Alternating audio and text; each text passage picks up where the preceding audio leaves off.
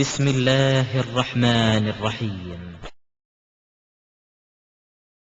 அல்ஹம்துலில்லாஹ். அன்பிற்குரிய சகோதரர்களே, தாய்மார்களே, இந்த நேரத்தில் எனக்கு அளிக்கப்பட்டிருக்கக்கூடிய தலைப்பு இணை வைத்தல் என்ற தலைப்பாகும்.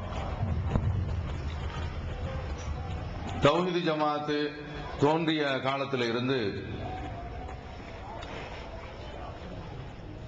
15 வருடங்களுக்கு மேலாக மக்களுக்கு மத்தியிலே இணை வைத்தல் என்ற அந்த பாவத்தை பற்றி மேலப்பாளையத்திலே ஒவ்வொரு தெருவாக சென்று விளக்கிக் கொண்டிருக்கின்றோம். இணை வைத்தலை போன்று ஒரு பெரிய ஒரு பாவம் எதுவுமே இருக்க முடியாது. அல்லாஹ் தஆலா திருக்குர்ஆனிலே சொல்கின்றான், உமை யுஷ்ரிகு பில்லாஹ், யார் அல்லாஹ்விற்கு இணை வைக்கின்றாரோ ஃபகத் ஹர்ரமல்லாஹு அலைஹில் ஜன்னah, அல்லாஹ் அவருக்கு சுவனத்தை தடை செய்து விடுகின்றான். சோனத்தை தடை செய்து விட்டான் என்றால் என்ன? நாமெல்லாம் சொர்க்கத்தை நம்பியிருக்கின்றோம், நரகத்தை நம்பியிருக்கின்றோம்,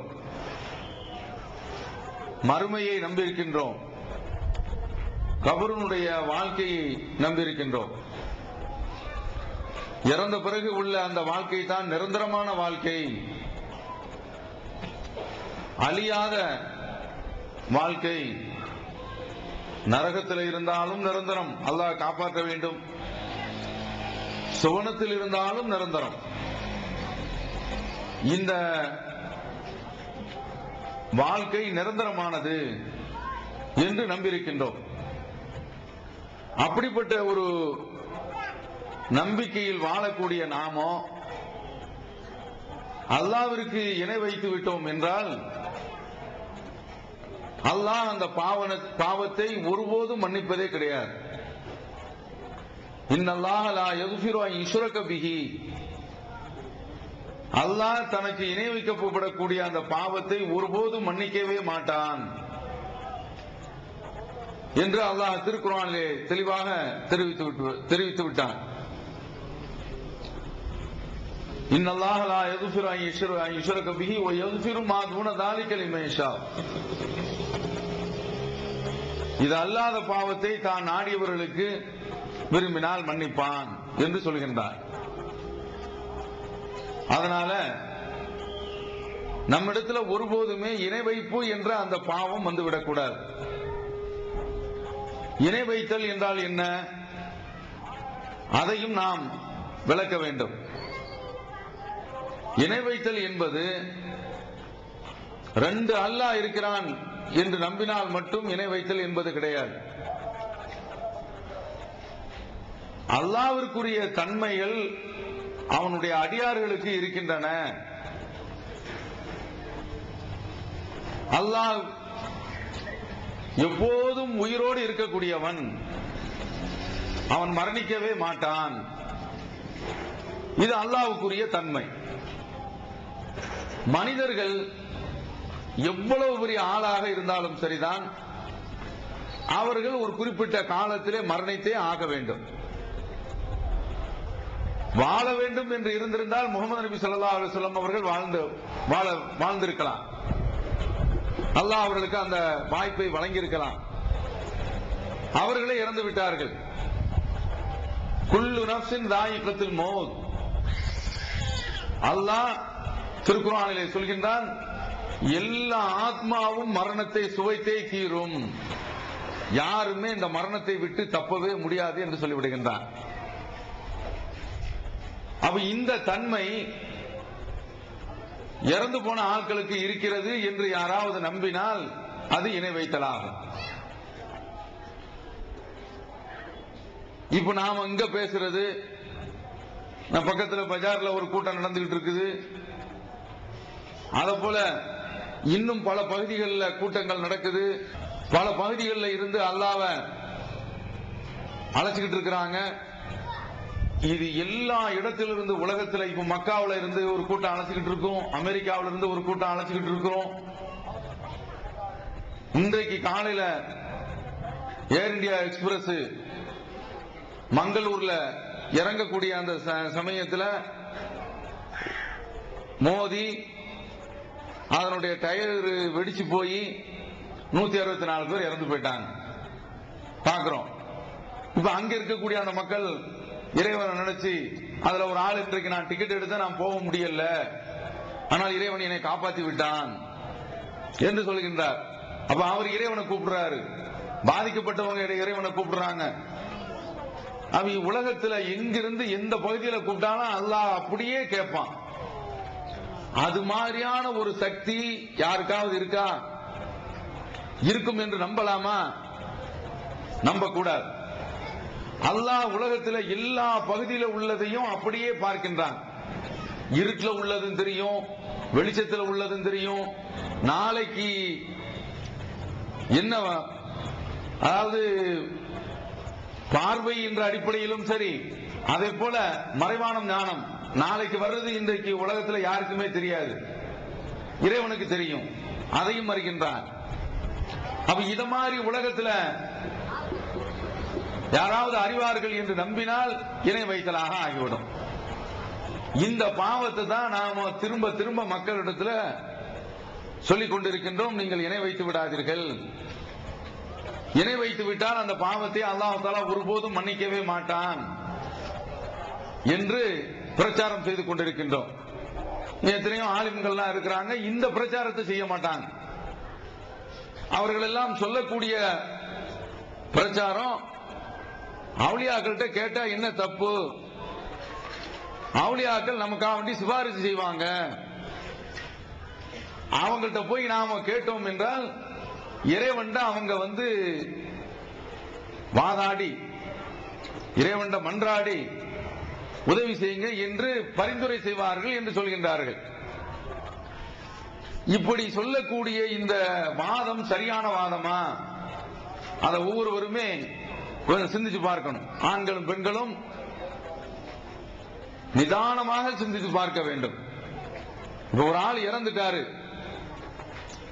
இறந்த உடனே நமக்கு பிரியமான தகப்பனார் இறந்துட்டார், இறந்த உடனேயே வீட்டில் உள்ளவங்க எல்லாருமே அழுகின்றோம்.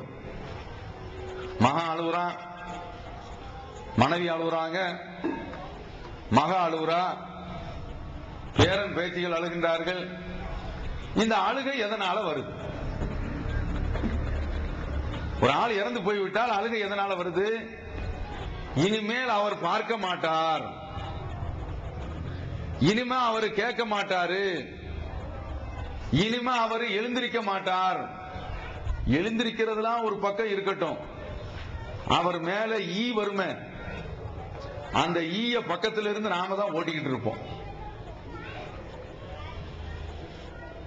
அவர் இறந்த உடனே அழுகுறதுக்கு உண்டான ஒரே காரணம், அவர் எழுந்திருக்க மாட்டாரு, அவர் பேச மாட்டாரு, அவர் பார்க்க மாட்டாரு. அப்படி இறந்து கிடக்கும் போது மகன் புறப்பட்டு சேர்ந்திருப்பார். அப்ப பக்கத்துல இருந்தா, பாருங்க உங்க மகன் வந்திருக்கான் பாருங்க, டெல்லியில இருந்து வந்திருக்கான் பாருங்க, நீங்க பார்க்க மாட்டேங்கிறீங்களே அப்படின்னு சொல்லுவாங்க. சவுதியில இருந்து வந்திருக்கிறான், மகன் சொல்லுவீங்களே, மூத்த மகன் சொல்லுவீங்களே, அந்த மகன் வந்திருக்கான் பாருங்க, உங்க பிள்ளை வந்திருக்கான் பாருங்க பாருங்கன்னு சொல்லுவாங்க. எழுந்திருக்க மாட்டாங்க. ஏன் எழுந்திருக்க மாட்டேங்கிறாங்க? ஆளு இறந்து போயிட்டாரு. அப்ப ஒருவர் இறந்து போய்விட்டால் அவர் பார்க்க மாட்டார், அவர் கேட்க மாட்டாரு, அவருக்கு எந்த விதமான சக்தியும் கிடையாது. இதுதானங்க உண்மை.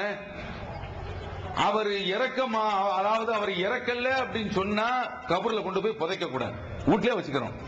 வைங்கெல்லாம் பார்ப்போம், எங்க வாப்பவா அவர் பெரிய வழி உள்ள, அவரை ஹாம்சாங்க, நம்ம ஊர்ல சொல்லுவாங்கல்ல 30 தூசும் வாதி இருக்காரு,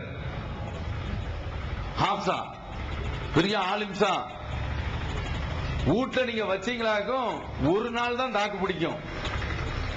அப்புறம் நீங்க விரும்பினாலும் சரி விரும்பாட்டாலும் சரி உடல்ல புழு வந்துடும். அல்லாஹ் அப்படி வச்சிருக்கிறான். அப்படியே புழு பத்த ஆரம்பிச்சு பாடி வந்து உடல் வந்து அப்படியே சிதிலமாக ஆரம்பிக்கும். எப்போ வந்து உடல் வந்து அப்படியே சிதிலமாக ஆரம்பிக்கின்றதோ சிதைகின்றதோ ஒரு விதமான வாடை அடிக்க ஆரம்பிச்சிடும். அதனாலதான் இன்றைக்கு ஐஸ் பாக்ஸ் சொல்லி அதுல தூக்கி வச்சு வெளிநாட்டுல இருந்து மகன்லாம் வரணும் அப்படிங்கறதுக்கு வச்சுக்காண்டி காத்துக்கிட்டு இருக்கிறோம். அப்ப நல்ல தெரியுது இல்ல, இறந்து போய்விட்டால் அவர் எழுந்திருக்க மாட்டாரு அப்படி நல்லா தெரியுது. அதனாலதான் நாம கொண்டு போய் என்ன செய்யறோம், அடக்கிறோம். கணவன் இறந்து போய்விட்டால் மனைவி இதா இருக்கணும், 4 மாசம் 10 நாள் இதா இருக்குன்னா. இப்போது நமது ஊர்ல இருக்குத ஒரு வெள்ளை துணி ஒண்ணு கட்டி குழந்தை கூட பார்க்க கூடாது. திறந்து விட்டா ஒரே அடியா திறந்து விட்டாரு, மூடி வச்சா ஒரே அடியா உள்ள வச்சு மூடி வச்சு, வயிற்றுல யாராவது பிள்ளை உண்டாயிருந்தான்னு வைங்க, அது ஆம்பளை பிள்ளை இருக்குமா, அதனால பிள்ளை உண்டானவங்க வீட்டுக்கு வரக்கூடாது அப்படிலாம் வச்சிருக்கிறாங்க. இது கிடையாது. இதா இருக்கிற பெண்ணு வந்து அலங்காரமா இருக்கக்கூடாது, அவ்வளவுதான். கடைக்கு போகலாம், சாமான் வாங்கலாம், பள்ளிக்கூடத்தில் டீச்சரா இருந்தா பாடம் நடத்த போகலாம், இதெல்லாம் மார்க்கம் சொல்லுது. அப்ப ஏன் இதா இருக்கிறாங்க, அவர் இறந்து போயிட்டாரு, சொத்தை வந்து பங்கு வைக்கிறாங்க. பாப்ப வந்து 1 கோடி ரூபாய் சொத்து வச்சிருக்கேன்னா மூத்த மகனுக்கு இவ்வளவு, நடுவுல மகனுக்கு இவ்வளவு, கடைக்குட்டி மகனுக்கு இவ்வளவு, பொம்பளை பிள்ளைக்கு இவ்வளவு என்று அந்த சொத்தை வந்து என்ன செய்றாங்க, பாக பிரிவினை போடுறாங்க. என்ன, இறந்து போயிட்டார் அப்படிங்கறதுனால தான். அவர் ஒருவர் இறந்து போய் விட்டார் என்றால் அவரு ஒருபோதும் பார்க்க மாட்டாரு, கேட்க மாட்டாரு, எந்த ஒரு விஷயமும் அவருக்கு தெரியாது. இது தெளிவானது, உலகத்தில் நல்ல தெரியும், எல்லாருமே தெரிந்து வச்சிருக்கிறோம். ஆனா கபர்ல போய் அடக்கப்பட்ட உடனே இவங்க என்ன நிலைமை வச்சிருக்கிறாங்கன்னா, அவுலியா என்று சொன்னால் அவருக்கு நடக்கிறதெல்லாம் தெரியும், அவர் எல்லா பிரச்சனையும் கேட்கிறாரு. இப்ப அதனாலதான் நம்ம நீங்க பார்த்தீங்களாகும், புதுமண பள்ளிவாசல ஒட்டி ஒரு வலியுல்லா மகான் அவர் அடக்கி வச்சிருக்கிறாங்க. இவங்ககிட்ட போய் நீங்க கேளுங்க, அவங்க ரெக்கமெண்டேஷன் பண்ணுவாங்க, அல்லாஹ்ட்ட பரிந்துரை செய்து உங்களுக்கு வாங்கி தந்துருவாங்க. இது வாதம் சரியாங்க? சிந்தித்து பாருங்க. உலகத்துல வந்து ஒரு நீதிபதிட்ட போறோம், ஒருத்தன் வந்து கொலை செய்துட்டான், அந்த கொலை செய்த ஆளு அவன் ஒரு வக்கீல பிடிப்பான். யார் குடும்பத்தில் ஒரு ஆளு கொலை செய்யப்பட்டாங்களோ பாதிக்கப்பட்டவங்க, அவங்க ஒரு வக்கீல் வச்சிருப்பாங்க. இப்ப இந்த வக்கீல் ஜட்ஜை பார்த்து, யுவர் ஆனர், என்னுடைய கட்சிக்காரர் கொலை செய்யவே இல்லை அப்படின்னு வாதிடுவார். அதற்கு சாட்சி, அவர் இந்த நேரத்தில் அவர் டெல்லியில் இருந்தார், இந்த பாருங்க பிளைட் டிக்கெட் அப்படின்னு சொல்லி காட்டுவார். டெல்லியில அவர் ஒரு கூட்டத்தில் பேசிக்கிட்டு இருந்தார், இந்த பாருங்க வீடியோ கேசட் அப்படின்னு சொல்லி காட்டுவார். அப்ப இதெல்லாம் கேட்டு நீதிபதி பார்த்துட்டு, அப்படியா, ஆமா டிக்கெட் இருக்குது, அதெல்லாம் செல்லாது, ஒரு உதாரணத்துக்காக சொல்றேன். அப்ப இவ்வளவும் பார்த்துட்டு நான் இவரை நிரபராதி என்று நான் தீர்ப்பளிக்கிறேன், முடிஞ்சு போச்சு. இப்போ ஒரு நீதிபதிட்ட வந்து கொலைகாரன் இல்லைன்னு சொல்லி வக்கீல் வந்து என்ன செய்தாரு, கருப்பு சட்டையோடு போட்டு நின்று கையை கட்டி அழகான முறையில வாதாடி காப்பாத்திட்டாரு. இப்படி அல்லாஹ்ட்ட போய் மொஹிதீன் அப்துல் காதர் ஜிலானி, இவர் ஆனார், என்னுடைய கட்சிக்காரர் இருக்கிறதே அவர் திருடவே இல்லை, ஆனா திருடி இருப்பார். என்னுடைய கட்சிக்காரர் 5 நேரம் தொழுதார், இறந்தார், அவர் தொழுகையில எந்த விதமான குறையும் வைக்கல. இவன் வந்து பெருநாளைக்கு வந்துதான் தொழுது இருப்பான், வருஷம் சொல்லி. இப்ப அல்லாஹ்ட்ட போய் என்னுடைய கட்சிக்காரர் 5 நேரம் தொழுதார் அப்படி சொல்ல முடியுமா? இவருடைய கட்சிக்காரர் என்ன செய்திருப்பாரு, கொள்ளை அடிச்சிருப்பாரு. என்னுடைய கட்சிக்காரர் கொள்ளை அடிக்கவில்லை, விபச்சாரம் செய்திருப்பாரு. என்னுடைய கட்சிக்காரர் வந்து விபச்சாரமே செய்யவில்லை. என்னுடைய கட்சிக்காரர் வட்டி வாங்கியிருப்பார், வட்டி கொடுத்திருப்பாரு. என்னுடைய கட்சிக்காரர் வட்டியே வாங்கல அப்படின்னு அல்லாஹ்ட்ட சொல்ல முடியுமா? என்ன சொல்றாங்க தெரியுமா, அந்த வலியுல்லாக்கள்லாம் இறந்து போன ஆட்கள் பூரா வக்கீலாம். ஆனா யாராவது, நான் சொல்றேன், இறந்து போன வக்கீல்கிட்ட போவோமா? இப்போ இறந்து போனவங்களை வந்து வக்கீலாக வச்சு அவங்கள்ட்ட போய் என்ன செய்யறாங்க, எல்லாம் இறந்து போயாச்சு. மொஹிதீன் அப்துல் காதர் ஜிலானி இறந்து ரொம்ப நாள் ஆச்சு. நாகூர் ஷாவுல் அமீர் பாதுஷான்னு வச்சிருக்காங்க, அவர் பக்கீர் சார். அவருக்காக வேண்டி கந்தரி இப்போ எல்லாம் ஒரு கூட்டம் இப்ப நாகூருக்கு படையெடுத்து போயிருக்கு. அதை இப்ப நான் வர்றேன் அதுக்கு. இப்ப இந்த நாகூருக்கு இங்க இருந்து படையெடுத்துட்டு போயிருக்குதா, அவர் இறந்து போயாச்சு. அவர் ஏதாவது இறைவன்ட்ட வந்து வாதாடி பெற முடியுமா? அந்த வக்கீலும் இறந்து போயிட்டாரு. வக்கீலுன்னு இவங்க சொல்றாங்கல்ல, அதுக்காக வேண்டி சொல்றேன். அது போல காஜா மொய்னுதீன் அடுத்த ரஜப் மாசத்துல வந்தோம். காஜா மொய்னுதீன் சிஸ்தி அப்படின்னு சொல்லிட்டு எல்லா தெருவிலையும் இந்த பகுதியில எல்லாம் நினைக்கிறேன், எங்க பகுதியெல்லாம் காஜா மொய்னுதீனுக்கு பெரிய சங்கமே வச்சிருக்காங்க. மன்றங்கள், ரசிக மன்றங்கள் வச்சிருக்காங்க. கந்தரி நடக்கும். அப்படி காஜா மொய்னுதீன் சிஸ்திக்கு வந்து அதுக்காக வேண்டி தர்கா அது இதுன்னு சொல்லி அப்படி நிறைய பேர் வச்சிருக்கிறாங்க. அப்ப இவரும் இறந்து போயிட்டார்.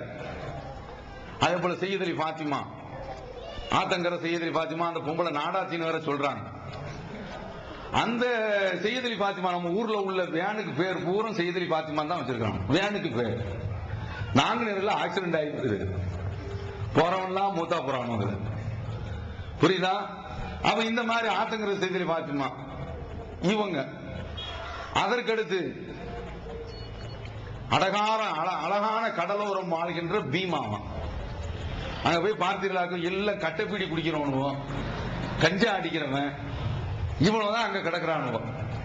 இப்ப அவங்க ஒரு வக்கீல்.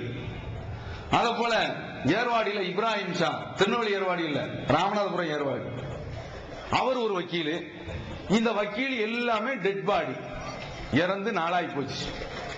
இவங்களை கூப்பிட்டு வந்து அல்லாஹ்ட்ட நீங்க பரிந்துரை செய்யுங்க அப்படின்னு சொன்னா அவங்க கேட்பாங்களா? கொஞ்சம் சிந்திச்சு பாருங்க. இன்றைக்கு அதுதான் நடந்து கொண்டிருக்கின்றது. அல்லாஹ்விற்கு இணை வைத்தல் என்றால், அல்லாஹ் தான் எப்போதும் பார்க்கக்கூடியவன், அல்லாஹ் தான் எப்போதும் கேட்கக்கூடியவன், அல்லாஹ் தான் எப்போதும் உதவி செய்யக்கூடியவன். இப்ப இவங்க என்ன நினைக்கிறாங்க? இது போன்று இந்த வலியுல்லாஹ்லாம் இறந்து போன ஆளாச்சுப்பா, உலகத்துல அவர்கிட்ட வந்து நீ பேச முடியாது அப்படிங்கும் பொழுது, வீட்டுல நீ அவர்கிட்ட பேச முடியாது, இறந்து போன ஆட்களை நீ கொண்டு போய் கபூர்ல போய் அடக்கிற அப்படிங்கும் போது அவங்க கேட்க மாட்டாங்க. ஏன் ரசூலுல்லாவே கேட்க மாட்டாங்க? யார் ரசூலுல்லாஹ் அப்படின்னு சொன்னா ரசூலுல்லாஹ்வுடைய காதுல விழுமா? விழாது.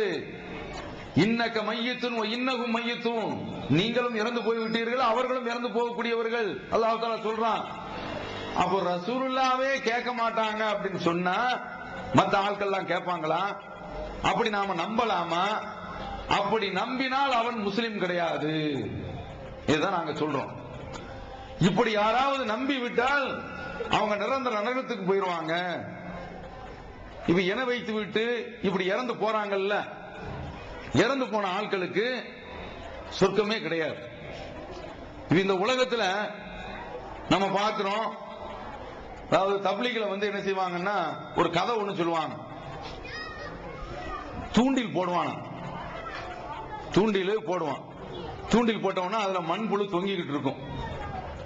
அப்ப அந்த சின்ன மீன்லாம் சுத்தி வந்து அந்த மண்புழுவை சாப்பிடுறதுக்காக நிற்கும். அப்ப அந்த பெரிய மீன் சொல்லுமா, பெரிய வரான் மீன் பார்த்து அதெல்லாம் லேசில வாயில வைக்காது, சும்மா ஒரு கதைக்கு தான் சொன்னா. அந்த சின்ன மீன்களை பார்த்து சொல்லுமா, ஏய் ஆனா ஒரு தூண்டி ஒண்ணு தொங்குது பத்தியா? ஆமா. சின்ன மீன் சொல்லுமா, ஆமா அப்படின்னு சொல்லுமா. உண்மை மீன் ஆமாமா அப்படின்னு சொல்லிட்டு குட்டி மீன் சொல்லும். அது என்ன தெரியுமா? அதுல புழு இருக்குது, நீ ஆசைப்பட்டு அதுல ஆசைப்பட்டு நீ வாயில வைப்ப. அப்ப அந்த குட்டி மீன் கேட்குமா, வாயில வச்சா என்னம்மா என்னம்மாவா? அப்படியே நீ அதுல தொங்குவ, டடக்கு டடக்கு டடக்கு டடக்குன்னு எரிச்சுவ, தொங்குவ. நீ வாழை மட்டும் போட்டு அப்படியே ஆட்டுவ.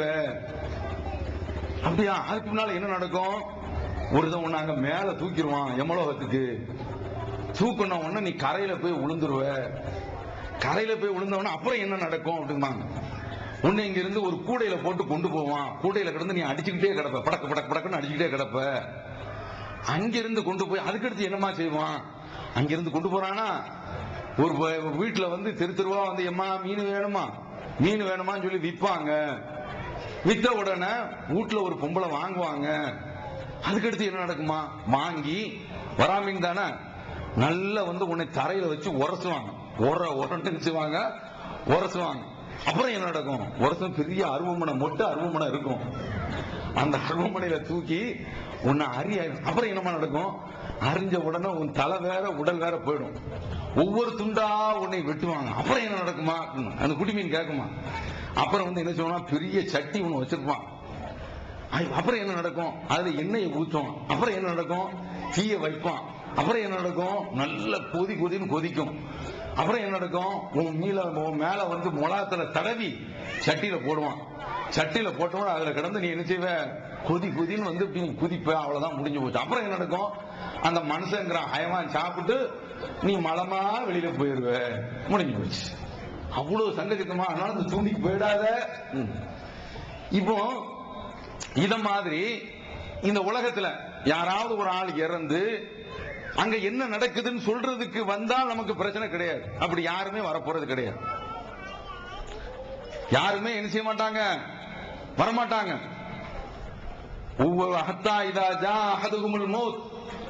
அவர்கள் ஒருவருக்கு மரணம் வந்து விடுவான். எல்லாருமே தாய்மார்களா இருக்கக்கூடியவங்க, பாய்மாரா இருக்கக்கூடியவங்க எல்லாத்துக்குமே மௌத் வந்துடும்.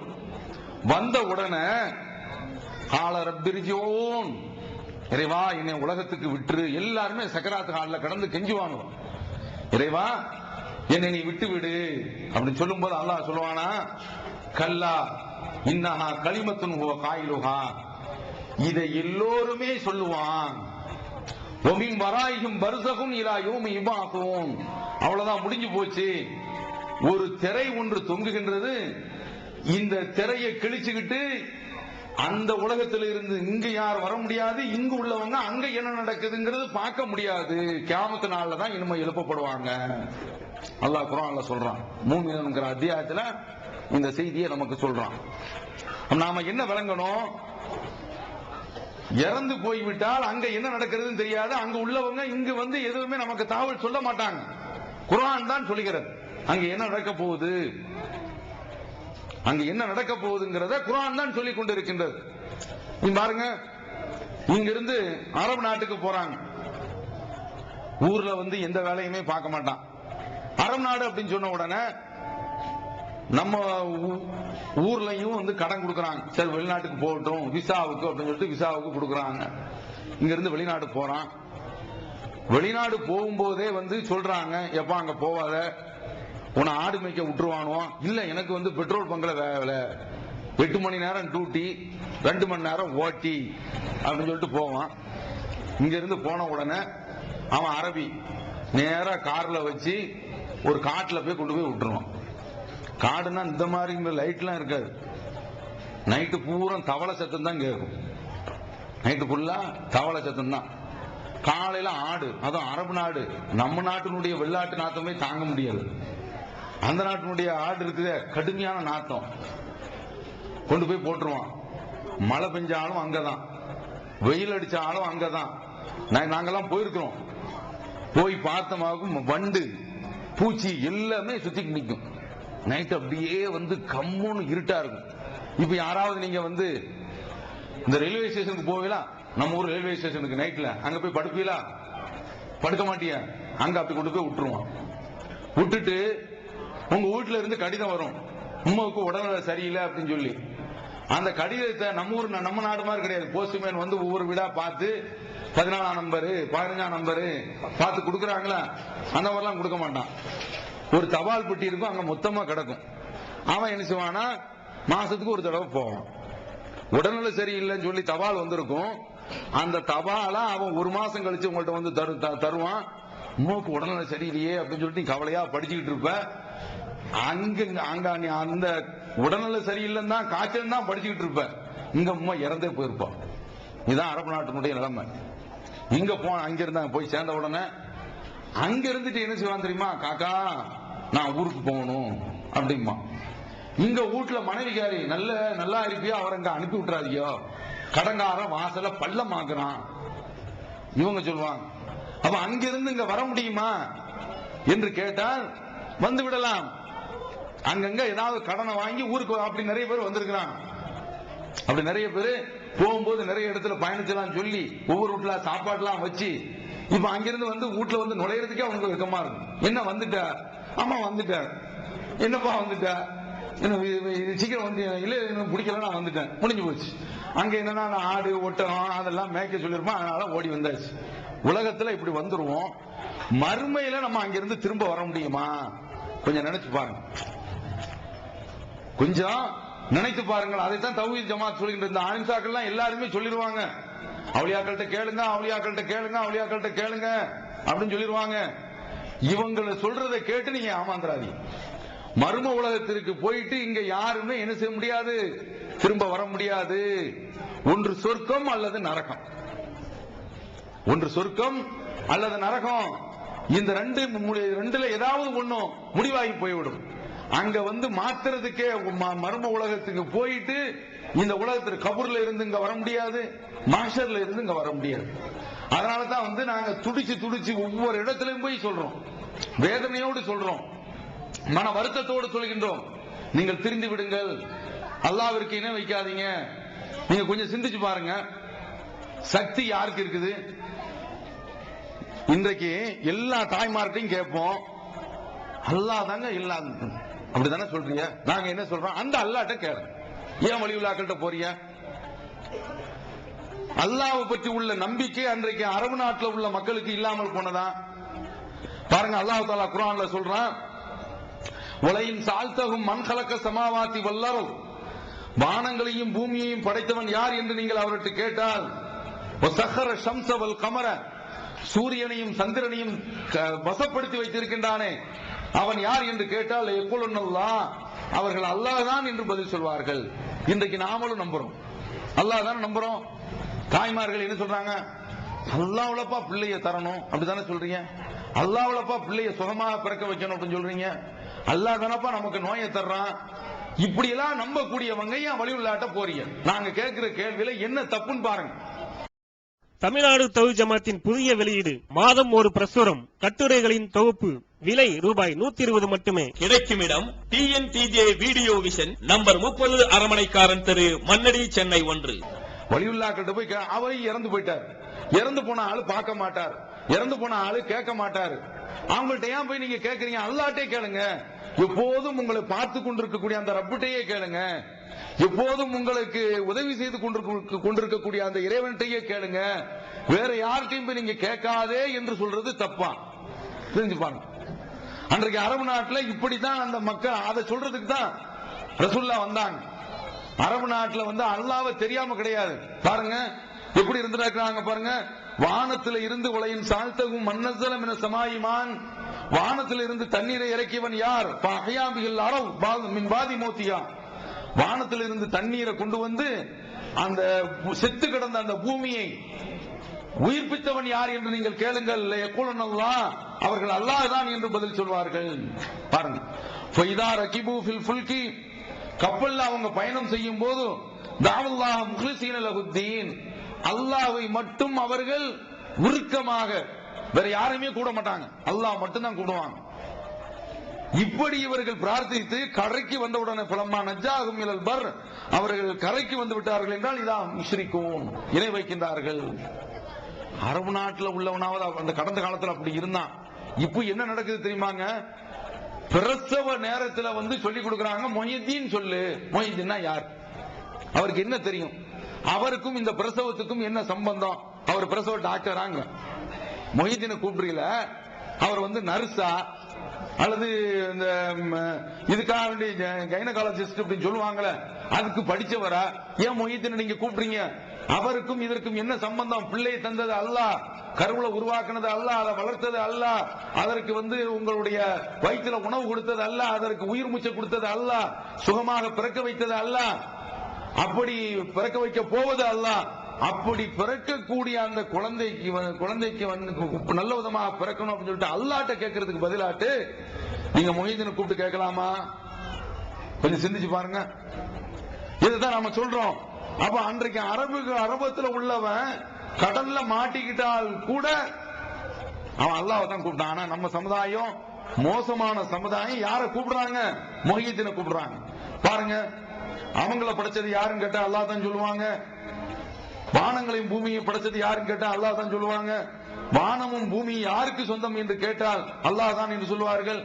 7 வானங்களுடைய இரட்சகன் யார் என்று கேட்டால் அல்லாஹ் தான் சொன்னாங்க. அர்ஷினுடைய இறைவன் யார் என்று கேட்டால் அல்லாஹ் தான் சொன்னாங்க. எல்லாவற்றினுடைய ஆட்சியாளன் யார் என்று கேட்டால் அல்லாஹ் தான் சொன்னாங்க. இவ்வளவு நம்பிக்கை உள்ள மக்கள்கிட்ட தான் ரசூலுல்லாஹ் வந்தாங்க. முகமது நபி ஸல்லல்லாஹு அலைஹி வஸல்லம் வந்து அவங்களுக்கு மத்தியில சண்டை வந்துச்சு, பிரச்சனை வந்துச்சு. அவங்க என்ன சொன்னாங்க தெரியுமா? ரசூலுல்லாஹ் பார்த்து சொன்னாங்க, நாங்க இவங்களெல்லாம் கூப்பிடுறோம் அப்படின்னு சொன்னா இவங்க ஹாவுலாயி சுஃபாவுனா இந்தல்லாம் இவங்க எல்லாம் வந்து எங்களுக்காக வேண்டி அல்லாஹ்விடத்துல பரிந்துரை செய்வார்கள், அதற்காக வேண்டி தான் பிரார்த்தனை செய்யறோம் சொன்னாங்களா இல்லையா? இன்றைக்கு அதே தான் இன்றைக்கு யாரும் சொல்றாங்க, நம்முடைய ஆளுசாக்களும் சொல்றாங்க. அவங்க எல்லாம் பரிந்துரை செய்வாங்க, ரெக்கமெண்டேஷன் செய்வாங்க என்று சொல்கின்றார்கள். இப்படி சொல்லி இந்த அவுலியாக்களுடைய பெயரில் எல்லா அனாச்சாரத்தையும் நடத்தி கொண்டிருக்கின்றார்கள். அன்றைக்கு அரபகத்தில் உள்ளவங்க அப்படிதான் நடந்தாங்க. அத மாதிரிதான் இன்றைக்கு நம்முடைய சமுதாயத்தில் உள்ளவர்கள் யாரை கூப்பிடுறாங்க பாருங்க. மௌலிது ஓதுறோமா, அது என்ன? அந்த மௌலிதுல பல மௌலிது இருக்குது. அதுல இப்ப இந்த ஷாவுலம் இது மௌலித பார்ப்போம்.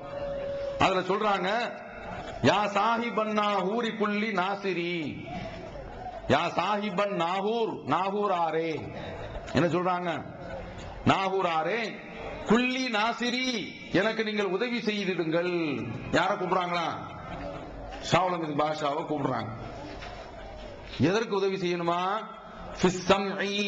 என்னுடைய காது நல்ல கேட்கணும். அவர் ஈண்டி டாக்டர் போது என்னுடைய செவிப்புடன் என்னுடைய காதுல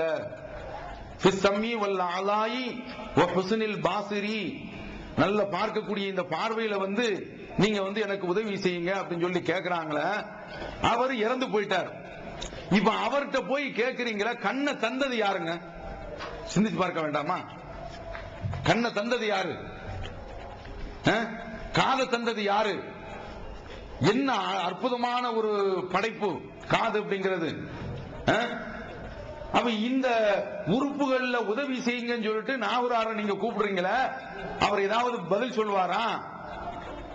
நான் இப்ப வந்து என்ன செய்யறேன்னா, ஒரு 2-3 செவிட்டு பேரை கூப்பிட்டு வர்றேன். உட்கார்ந்து துவா செய்வோம். நாகூர்ல உள்ள ஷாவுலம் மீது கூப்பிடுவோம். அந்த காதுல உள்ள அந்த செவிட்டு தன்மை போயிடுமா? அல்லது நீ ஏன் அரவிந்துக்கு போறியா? எல்லாரும் வந்து என்ன செய்யுங்க, கண்ணு வந்து ஏதாவது கண்ணுல வந்து வெள்ளெழுத்து வந்துருச்சுன்னா, அல்லது கண் பார்வை மங்கனா, திரை விழுந்து விட்டால் நீங்க செய்ய வேண்டிய காரியம் என்ன தெரியுமா? கூப்பிடுங்க. நான் ஷாவுலம் இந்த பாஷாவை நீங்க கூப்பிடுங்க. அவர் வந்து நீக்கி வைக்கட்டும், பார்க்கட்டும். கிடையாத. அப்ப அவர் இறந்து போய் நாளாச்சு, அவர்கிட்ட போய் கேட்கறீங்க. இது இறைவனுக்கு வைக்கக்கூடிய இணை வைத்தல். இந்த பாவத்தை அல்லாஹ் தஆலா மன்னிக்க மாட்டான். கண்ணுல கோளாறு ஏற்பட்டால், காதுல கோளாறு ஏற்பட்டால் நீங்கள் அல்லாஹ்விடத்திலேயே கேளுங்கள். இப்ப இந்த நாகூருக்கு இங்க இருந்து போறீங்களா? அந்த நாகூர்ல உள்ளவர் அவரை பத்தி படிக்கிறாங்க.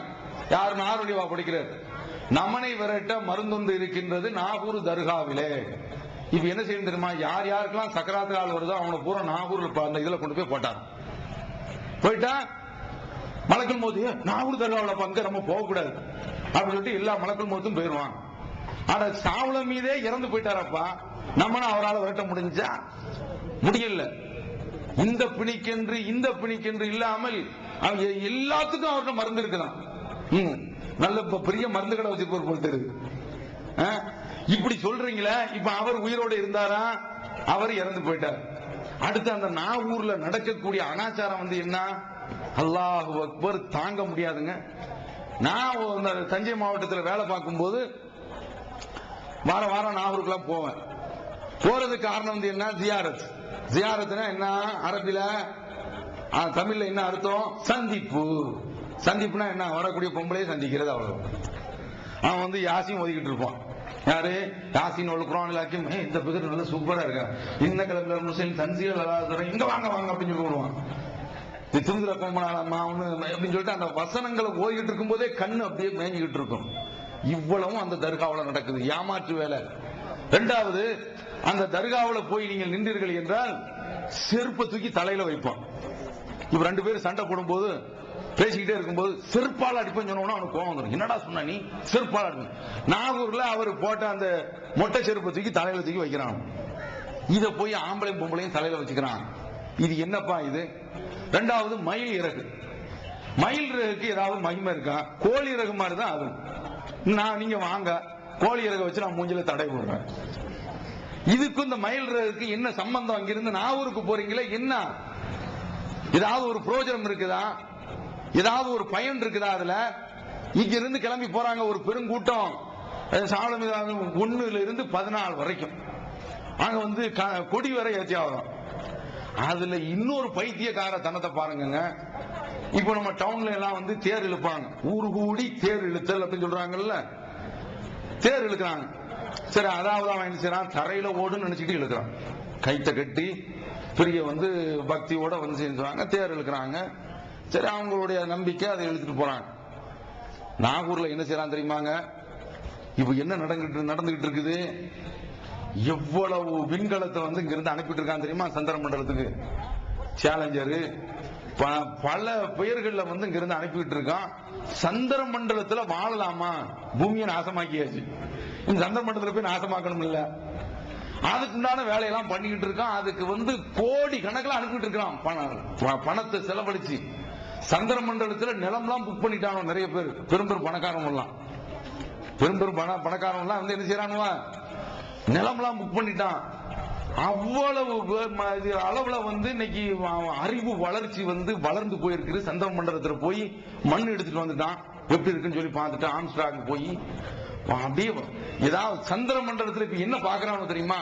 தண்ணீர் இருந்துச்சான்னு வைங்க, நம்மள எல்லாம் கூப்பிட்டு அங்க போயிடுவாங்க, வாங்கப்பா அப்படின்னு சொல்லிட்டு. தண்ணீர் மட்டும் தான் பார்த்துக்கிட்டு இருக்கான். சந்திர மண்டலத்துல தண்ணீர் இருக்குமா அப்படின்னு சொல்லி. அப்ப இவ்வளவு வேலைகள் நடந்துகிட்டு இருக்குது. நாகூர்ல என்ன செய்யறாங்க, நாகப்பட்டினத்தில் இருந்து முட்டா பயிலுவா தரையில கப்பலை இழுத்துட்டு வர்றாங்க. நம்ம ஊர்லயாவது சின்ன பிள்ளைய மழை பெய்யும் போது தாழ்ல கப்பல் செய்து கொடுக்கும், பார்த்துட்டு அப்படியே வந்து என்ன செய்யுங்க, ரசிச்சுக்கிட்டு இருக்கோம். ஏ கப்பல், நம்ம கப்பல் போகுது, ஏன் உங்க கப்பல் வந்துருச்சு, ஏன் கப்பல் வந்து நம்ம வெட்டி வெட்டி பிள்ளைகளுக்கு செய்து கொடுத்துக்கிட்டு இருக்கோம். தண்ணீர்ல அப்படி போயிட்டு இருக்கோம். இந்த மடப்பயல்வா நாகூர்ல இருந்து, நாகப்பட்டினத்துல இருந்து நாகூருக்கு கப்பலை தரையில எடுத்துட்டு வர்றாங்க. இவனை மாதிரி யாராவது ஒரு புத்திசாலி இருக்கிறான்னு சொல்ல முடியுமாங்க? கொஞ்சம் சிந்திச்சு பாருங்க. என்ன காரணம் தெரியுமா? இந்த அவுலியாக்கள் அப்படிங்கிறது வந்துட்டாலே அந்த புத்தி எல்லாம் போயிடும். பக்தி வந்து விட்டால் புக்தி போய்விடும், அவ்வளவுதான், ஒண்ணுமே தெரியாது. இல்ல பாருங்க, அந்த ரிஃபாய் ராத்திக்குன்னு ஒண்ணு போட்டு ஜெயலலிதா குத்துன்னு ஒரு கம்பி ஒண்ணு வச்சுக்கிட்டு குத்துறாங்க. இப்ப சமீபத்தில் நடந்துச்சு, அது குத்திட்டு வேதனைங்க. நாங்க வந்து இந்த இதை எடுத்து வச்சிருக்கோம், ஒரு பொம்பளை வயிற்று திறந்து காட்டுறான், அவன் குத்துறான். செருப்பால் அடிக்க வேண்டாம், இவனை தொப்பி போட்டு நிக்கிறாங்க. இவன் இப்படி ஒரு பெண்ணு வந்து ஒரு ஆணுக்கு முன்னால ஒரு ஆடையை வைத்து காட்டலாமா? என்ன வயசா இருக்கட்டும், இப்படி காட்டலாமா? இது அயோக்கிய. இந்த நித்யானந்தம் இந்த வேலை செய்தான். நித்யானந்தா வந்து என்ன செய்தானா, நான் சமாதி ஆகிவிட்டேன். ரஞ்சிதாவிட்ட சமாதி ஆயிட்டானா? எவ்வளவு அயோக்கிய பாருங்க. இந்த கள்ள சேகுமார்கள்லாம் இவனெல்லாம் இப்படிதான், அப்படியே வந்து என்ன செய்தாங்களாம், ரஞ்சிதா மேல படுத்து அப்படியே சமாதி ஆட்டான். ஐக்கிய வார்த்தையை பாருங்களேன். 32 வயசு இருந்து பயந்தாங்க அவனுக்கு. நித்யானந்துக்கு எத்தனை வயசு? 32. நல்ல இங்கிலீஷ் நல்ல புளுவண்டா பேசுவான், கோடி கணக்கில் சொத்து வச்சிருக்கான். பாக்குறீங்களா? அப்ப அந்த மாதிரி அவன் அந்த பொம்பளைட்ட படுத்த மாதிரி ஏமாத்துற மாதிரி இங்க இப்போ பாளையங்கிட்ட ஒரு ஆள், என் மனைவி அங்க இருக்கிற நல்லா இருக்க குடிச்சிட்டாங்கன்னு போலீஸ்ல சொல்லிட்டு இருக்கான். ஏன்னா அவன் மோசமான ஆளு. அதனாலதான் நான் வந்து என்ன சொல்றேன், லெப் மார்க்கெட் எல்லாம் போவாதீங்க, ரொம்ப மோசமான ஆட்களோ, ஏதாவது மயக்க மருந்து தந்துருவானோ தாயத்தின்னு சொல்லி. ஏன்னா காய்ச்சலுக்கு சொல்லிட்டு லெப் மார்க்கெட் ஏன் போறீங்க, டாக்டர்கிட்ட போவாங்க. அவன் என்ன செய்வான், இப்ப அந்த நம்ம இந்த கிலாப்பழத்திலேயே ஒரு தாயத்தை தட்டி எழுதி பார்க்கக்கூடிய ஒரு ஆளு, எல்லா நோயும் அவருக்கு இருக்கு. பிளட் பிரஷர் இருக்குது, சுகர் இருக்குது, என்ன ஆஸ்மா இருக்குது, என்ன ரத்த கொதிப்பு இருக்குது, மூளை இருக்குது, பௌத்தனை இருக்குது, எல்லாமே இருக்குது. இவன் ஊருக்கு வைத்தியம் பார்க்கறான். என்ன வைத்தியம் பார்க்கறான் பாருங்க. அப்ப இத மாதிரி இந்த ரிஃபாய் தர்காங்கிறவங்க கூன்னு சொல்லி போட்டு கடந்த காலத்துல ரொம்ப ஏமாத்திக்கிட்டு இருந்தாங்க. என்ன செய்வான் தெரியுமா, ஜெயலலிதா குத்து அப்படின்னு சொல்லிட்டு ஒரு கம்பி ஒண்ணு வச்சிருக்கான். அந்த கம்பியை வச்சுக்கிட்டு கண்ணை இப்படியே வந்து என்ன செய்வாங்க, பூச்சாண்டி மாதிரி இப்படி வைத்து வச்சிருவான். உடனே பொம்பளை எல்லாம் கண்ணு வெளியில வந்துருச்சு அப்படிங்கிறான். அவனை கொண்டு வாங்க, நான் அவன் கண்ணுல குத்துறேன் அப்படின்னு தெரியும். அவன் கண்ணுல குத்து இப்படி ஏமாத்துறான். இந்த கஞ்சா போடுறவன்லாம் இப்படி ஏமாத்திக்கிட்டு இது என்ன கேட்டா, இந்த அவுலியா பக்தின்னு வந்துருச்சுன்னு வைங்க, எல்லாமே புத்தி போயிடும். இஸ்லாம் அல்லாததுல நீங்க எடுத்துக்கொண்டீர்கள் என்றால் ஆட்டம் பாட்டம் எல்லாமே வந்துடும். புரியுதா? நம்ம பள்ளிவாசல ஆட முடியுமா? ஒண்ணுமே கிடையாது. அல்லாஹ் அக்பர் அப்படின்னு சொல்லிட்டு பயந்து அப்படிதான் தொழுகிட்டு இருப்போம். அல்லாஹ் அப்படி பயந்து தொழுகிட்டு இருப்போம். சின்ன பையனோ தான் என்ன செய்வானோ அவன் துப்பி தட்டி விடுவான். புரியுதா? கொஞ்ச நேரத்துல என்ன செய்வான், ஏதாவது சேட்டை பண்ணிக்கிட்டே இருப்பான். இங்க இருந்து மெதுவா அப்படி கிள்ளி விட்டு அப்படி நின்னுக்குவான். இதெல்லாம் சின்ன பிள்ளைகள்கிட்ட உள்ளது. பள்ளிவாசல்ல எந்த விதமான ஒரு சேட்டையும் நம்ம பண்ண முடியாது. அடக்கமா ஒடுக்கமா நிற்கக்கூடிய இடம். ஆனா இந்த தர்காவுல பாருங்க, நடிகைக்கு வந்துட்டானோ தர்காவுக்கு. அப்ப அவுலியாக்களுக்கு வெந்நீர் நிர்மலா காதலா கொண்டு வந்து சேர்த்துட்டானா பாருங்க. அப்ப என்ன கேட்டா அந்த பக்தி வந்தது காரணத்தினால புத்தி போயிருச்சு. இந்த பாருங்களேன், அப்ப இந்த இதுல மியூசிக் கச்சேரி, இஸ்லாத்துல மியூசிக் கச்சேரி கூடுமா? இசை கச்சேரி தடுக்கப்பட்ட ஒன்று. அப்ப இந்த தர்காங்கிற பேர்ல இதை கொண்டு வர்றான். சரி, இன்னும் நான் சொல்றேன், நான் எங்கள்கிட்ட வழக்குகள் வைத்து நாங்க சொல்றேன், இந்த தர்காவுக்கு போறாங்கல்ல, இவனும் போறான் அவளும் போறான். பல தர்காக்கள்ல தப்பானது நடமுடிஞ்சு நம்ம ஊர்லயே கல்யாணம் கட்டி வச்சிருக்காங்க. தர்கா இது மாதிரி பள்ளிவாசல் பயன்படுமாங்க? அப்ப இதுல இந்த நாகூர்ல என்ன நடக்குது? இது மாதிரியான இந்த கந்தல் வேலைகள் நடக்குது. அதுக்கு எடுத்து பாருங்க, பீர் அவர் இங்க இருந்து கடற்கரைக்கு போறான். அவன் ஒரு இடத்துல தான் உட்கார்ந்து இருப்பான். நம்ம ஊர்லயும் பீர் இருக்கான். நம்ம ஊர்லயும் பிராஞ்ச் இருக்குது.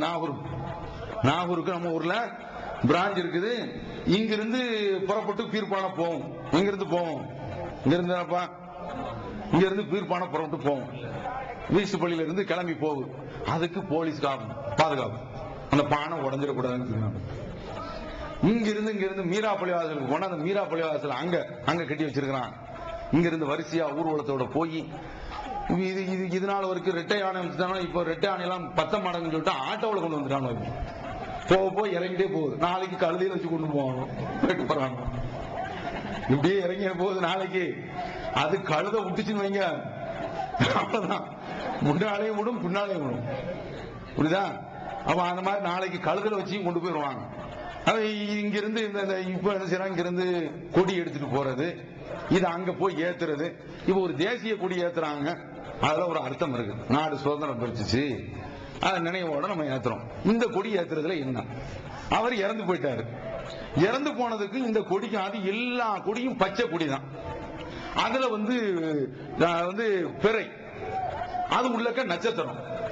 நீங்க அறிவியல் உலகத்துல அப்படி நீங்க எங்கேயுமே பிறைக்குள்ள நட்சத்திரம் உள்ள உட்காரவே செய்யாது.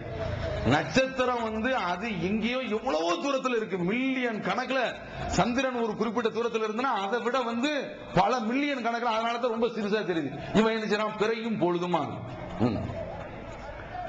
இப்படி எடுத்து இதுல இன்னொன்னு சொல்ல மறந்துச்சேன்.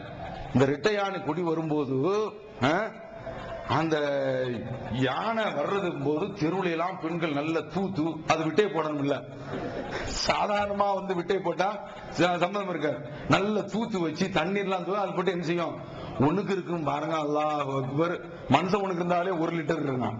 அது என்ன பெரிய கடாலப்பான அளவுக்கு 2 கடாலப்பான 3 கடாலப்பானுக்கு தெருவுல மோண்டு விட்டு போயிடும். விட்ட போட்ட உடனே நம்ம பிள்ளைலாம் ஏறி குதிக்கிறான். என்னன்னா புத்தி வருமா, இன்னும் கொஞ்சம் கெட்டுதான் போறாங்க. எங்க படிக்க யானையினுடைய விட்டு எங்க படிக்க போறாங்க, என்ன உலகத்தில் இருக்காங்க பாருங்க. அந்த யானை வரும் பொழுது பிள்ளைய தூக்கி கொண்டு அந்த பிள்ளைய முகத்துல காட்டுறது, செம்புல தண்ணி ஊத்தி காட்டின உடனே அது மூக்கு செடி பூரா முகத்துல செஞ்சு விட்டு போகும்.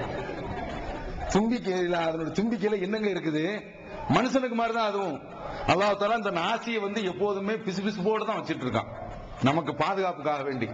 சின்ன ஒரு தூசி போனோம்னா அச் அப்படிங்கிறான்ல, எதுக்கு, நமக்கு பாதுகாப்பு. தூசிலாம் அந்த லங்ஸ்ல போய் சேர்ந்துடக்கூடாது அப்படிங்கிறதுக்காக வேண்டி அவ்வளவு பாதுகாப்பு வச்சிருக்கிறான்.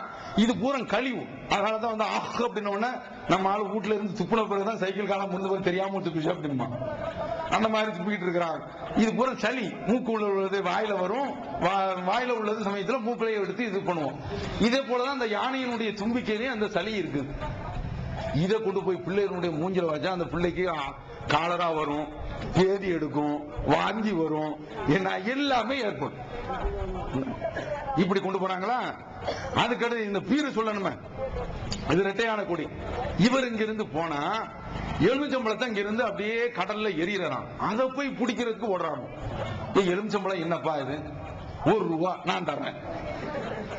இத போய் கடல அவன் கையில இருந்த அவன், அதாவது சாதாரண ஆள்கிட்ட இவன் பாவிங்க, இவன் தொட மாட்டான் இவன், புரியுதா? அங்கே இருந்துட்டு, அதாவது சில இடங்கள்ல வந்து பீர் வந்து வெளியில போய் விழிக்க கூடாதான், அங்கேயும் கொற்றாவிலே விழிக்க இருக்கணும் பீர். என்ன அநியாயம் பாருங்களேன், இப்படி வச்சிருக்கிறாங்க. அப்ப இஸ்லாத்திற்கும் இது பகுத்தறிவு மார்க்கம், நம்முடைய மார்க்கம். இதற்கும் இஸ்லாத்திற்கும் ஏதாவது சம்பந்தம் இருக்கா? அந்த பீர் அங்கிருந்து கிளம்பி வர்றான், வாயில் துணிங்க, உள்ளக்க ஜட்டியும் போடல. அட கடைச்சல்ல போவாங்க, இப்படி கிளம்பி வர்றாங்க. என்ன செய்யறது, கொஞ்சம் வைத்திருக்கலாம் இருக்கு. அட ஆம்பளை பொம்பளை எல்லாம் உட்கார்ந்து இருப்பாங்கல்ல நம்ம ஊர்ல, ஹயா கூட இல்லாதவன் இந்த பீர் கண்மூடியையும் சிரைச்சிட்டு குரங்கு மாதிரி அங்க இருந்து வர்றான். அல்லாஹ் அக்பர். நாகூர்ல உள்ளவனுக்கு தலப்பா கட்டி வச்சிருக்கு. அவன் இங்க இருந்து கடலை கிளம்பி கொண்டு போய் அதை போய் கரைக்கிறானா, அந்த இதை விட்டு எடுத்தோம்னா அந்த பானையில உள்ள சோறு மண்ணுல விழுந்து அதையும் அப்பி சாப்பிடுறான். இது எங்க இருக்குங்க இது?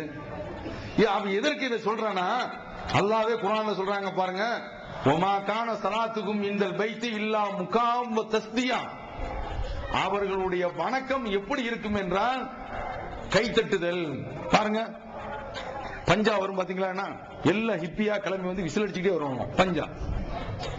அதான் சொல்றாங்க முகாம் வ தஸ்தியா, கைத்தட்டலும் என்ன கேலியும் கிண்டலும் சொல்றாங்கல்ல, விசில் அடிக்கிறது, அதுதான் இன்றைக்கு நடந்துகிட்டு இருக்குது.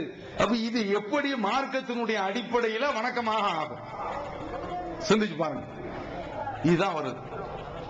இதுக்கெல்லாம் காரணம் வந்து என்னன்னு கேட்டா, ஷாலமீது பாஷாவுக்கு வந்து நிறைய அற்புதம் இருந்துச்சு அப்படிங்கறத நம்புறோம், கராமத்து இருந்துச்சு. அந்த நம்பிக்கையின் காரணத்தினாலதான் இந்த அங்கிருந்து அங்க கிளம்பி போறாங்க. எந்த அளவுக்கு நம்பிக்கை விட்டு வச்சிருக்கான், அவரு நாகூர்ல வந்து கடற்கரையில உட்கார்ந்து ஒரு தடவை ஷேவ் பண்ணிக்கிட்டு இருந்தார். நாவிதர் வந்து முடிய வந்து மலைச்சிட்டு இருந்திருக்காரு. திடீர்னு தான் நாவிதருடைய கண்ணாடி பாத்திருக்கீங்களா என்ன, 10 முகம் தெரியும் அதுல, உடஞ்சு. இப்ப நல்ல கண்ணாடி வச்சிருக்காங்க. கடந்த காலத்துல அவங்க வாழ்க்கை வந்து ரொம்ப பாத்தீங்களா, திட்டா உடஞ்சு போய் நம்ம முகமே வந்து ஒரு 20 முகமா காட்ட முடியாது, என்னை பார் சிரி அப்படின்னு சொல்ற மாதிரி. அவன் இந்த கண்ணாடியை வச்சு சேவ் பண்ணிட்டு இருக்கும்போது திடீர்னு கண்ணாடியை ஷாலமீது பாஷா அங்க இருந்து வீசுறாராம். என்ன நாவிதர் கேட்டிருக்காரு, ஒண்ணும் இல்லப்பா, கப்பல்ல ஒரு ஓட்டம் ஒண்ணு விழுந்துருச்சு, அதை அடைக்கிறதுக்காக இங்க வீசின. அத போல அங்கிருந்து நிறைய அவங்க கப்பல்ல காப்பாற்றப்பட்டு ஷாலமீது பாஷாவுக்கு வந்து நிறைய காணிக்கையா கொண்டு வந்துட்டாங்க, எழுதி வச்சிருக்கான் மூழுதுல. இந்த மாதிரி பொய்ய சொன்னதின் காரணத்தினால அவர்களுக்கெல்லாம் மிகப்பெரிய ஒரு அற்புதம் இருக்கிறது என்று நம்பி இந்த நாகூருக்கெல்லாம் போறான். அவருக்குன்னு சொல்லி சில மூழுதெல்லாம் வச்சு ஓதிக்கொண்டு பாடல்களை படிச்சுக்கொண்டு அவரிடத்தில் போய் இது போன்ற உதவிகள் எல்லாம் கேட்டுக்கொண்டிருக்கின்றார்கள்.